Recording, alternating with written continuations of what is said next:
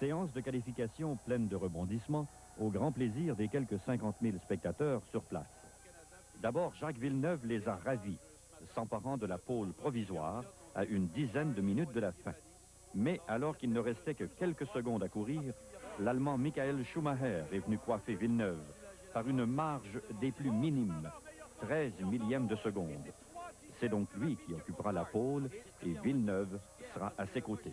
Mais déjà avant les qualifs, je savais que ça allait être dur de battre Michael parce qu'il avait fait un temps canon ce matin. Et nous, on avait du mal à rentrer dans les tours, à rejoindre les mêmes vitesses.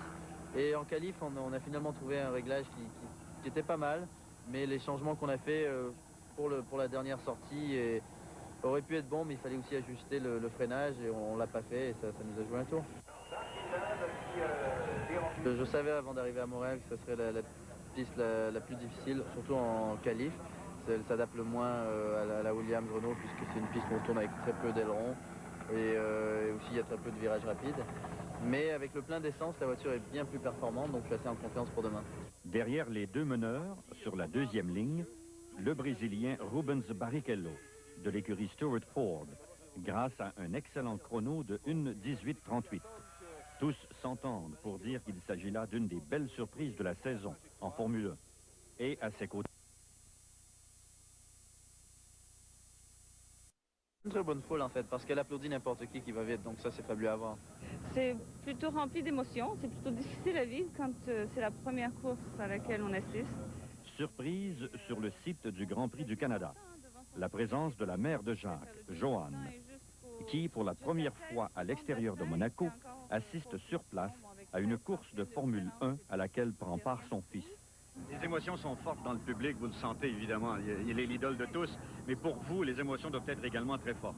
Les émotions sont très très fortes, d'autant plus que c'est le premier circuit sur lequel je viens, depuis que Jacques fait de la course automobile, enfin en IndyCar et même en Formule 1. Donc c'est sûr que pour la première course, il y a beaucoup d'émotions, oui. Ouais. On sent que les émotions sont à fleur de peau dans le clan Villeneuve cette fin de semaine à Montréal. D'abord chez Jacques lui-même. Après tout, il la souhaite ardemment, cette première victoire sur le circuit qui porte son nom.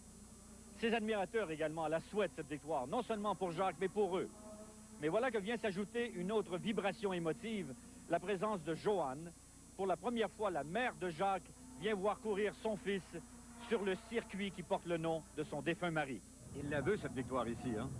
Je crois qu'avec beaucoup de raisons, oui. Daniel Poulet, Radio-Canada Sport, Montréal.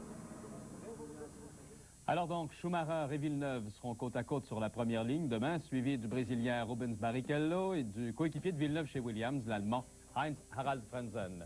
Je vous rappelle que le Grand Prix du Canada est présenté à la télé de Radio-Canada demain avec une émission d'avant-course à partir de midi.